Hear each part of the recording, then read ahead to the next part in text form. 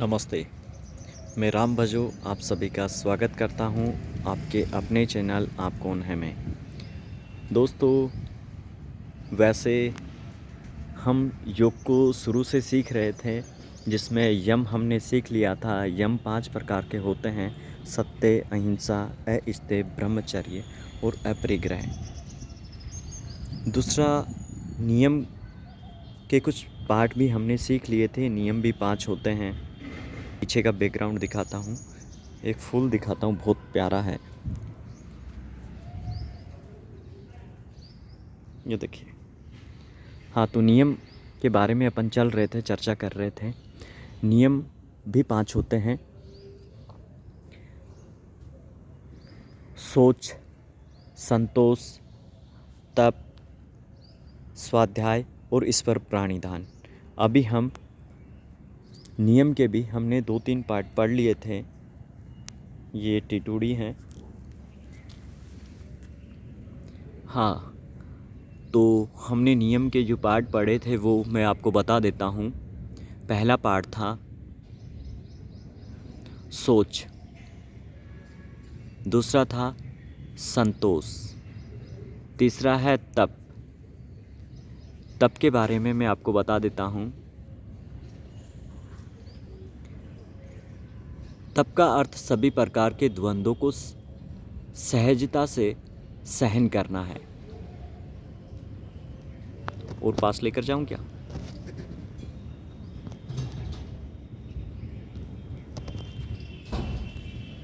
तप का अर्थ है सभी प्रकार के द्वंद्वों को सहजता से सहन करना है।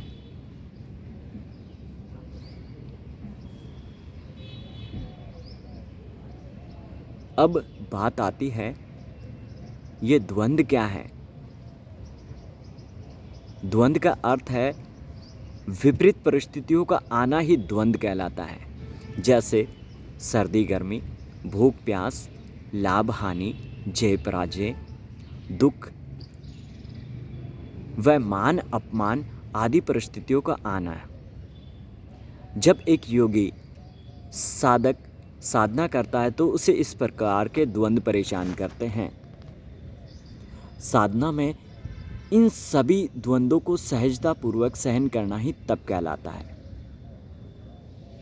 अर्थात सुख को देखकर इतराना नहीं है और दुख को देखकर घबराना नहीं है। मान अपमान मिलने पर घमंड नहीं करना है। अपमानित होने पर अपमानित महसूस नहीं करना ही तप कहलाता है। सभी अनुकूल प्रतिकूल परिस्थितियों में अपने आप को सम बनाए रखना ही तप कहलाता है।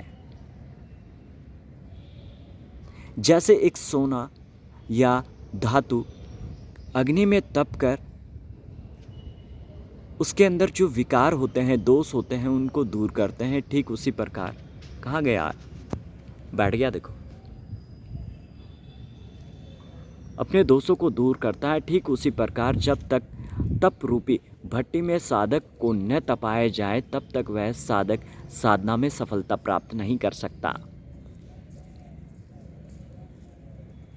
योग मार्ग में जिसने तप नहीं किया उसका योग कभी सिद्ध नहीं हो सकता है।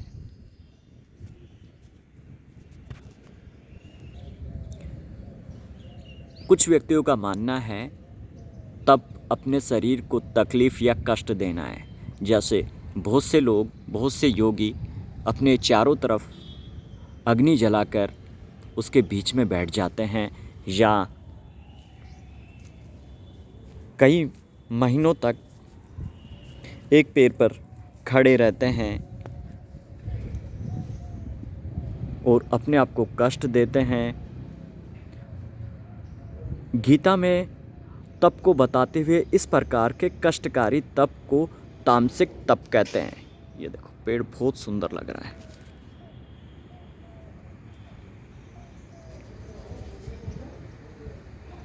हाँ, योग दर्शन में तप के पालन की बात कही गई है। तप में जो तपस्या होती है वह चित्त को प्रसन्न करने वाली होनी चाहिए, यानी जिससे मन एकदम प्रसन्नचित्त रहे, दुख का कोई अनुभव नहीं हो, यानी अपने आप को सम स्थिति में बनाए रखना, क्योंकि दुख तो आएगा ही आएगा और अपने आप को सम बनाए रखना है। अतः तप का वास्तविक स्वरूप द्वंद्वों को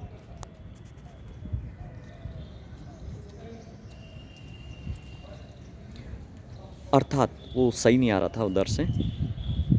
योग दर्शन और तप के पालना की बात करते हुए तप में जो तपस्या होती है वह चित्त को प्रसन्न करने वाली होनी चाहिए, न कि दुख करने वाली। अतः तप का वास्तविक स्वरूप द्वंद्वों को सहजतापूर्वक बिना किसी दिखावे के सहन करना ही तप कहलाता है। जैसे एक घटना मैं आपको बताता हूँ। आप बस में जा रहे हैं और बस खाली है। एक आदमी बस में चढ़ता है और आप, जबकि सीट और भी खाली थी, आप अनायास ही, बिना कोई ज़रूरत नहीं थी आपको खड़े होने की, और फिर भी आप खड़े होकर उसको अपनी सीट देते हैं। यानी आप जो कष्ट झेल रहे हैं अब खड़े होकर, वो कष्ट झेलने की आपको आवश्यकता नहीं थी। इस प्रकार का तप, ये तप में काउंट नहीं होगा। तप में वह काउंट होता है जो किसी के काम आए। अतः जो लोग अपने शरीर को उपवास के द्वारा भी कष्ट और तकलीफ़ देते हैं, तो वह तप में कब काउंट होगा? जब उस एक समय का भोजन या 2 समय का भोजन जो आपने त्यागा है वो किसी के काम आना चाहिए। यदि वो जो भोजन आपने त्यागा है किसी को बुलाकर आपने वो भोजन करवाया, अदरवाइज तो आपने बचत की है। जो भोजन आपने त्यागा वो तो आपने बचत की है। इसलिए आप जब कभी भी उपवास या व्रत करते हैं तो आपको सबसे पहले तो ये ध्यान रखना है कि वह किसी ऐसे व्यक्ति को दे जिसको वाकई में उस भोजन की ज़रूरत थी, तो वो तप कहलाएगा। इसलिए मुझे लगता है आप लोगों को तप समझ में आ गया होगा, तप क्या है। अब मैं आपको बता देता हूँ। चलो बैकग्राउंड ही दिखा। ये एक मंदिर है, श्री सिद्ध विनायक मंदिर।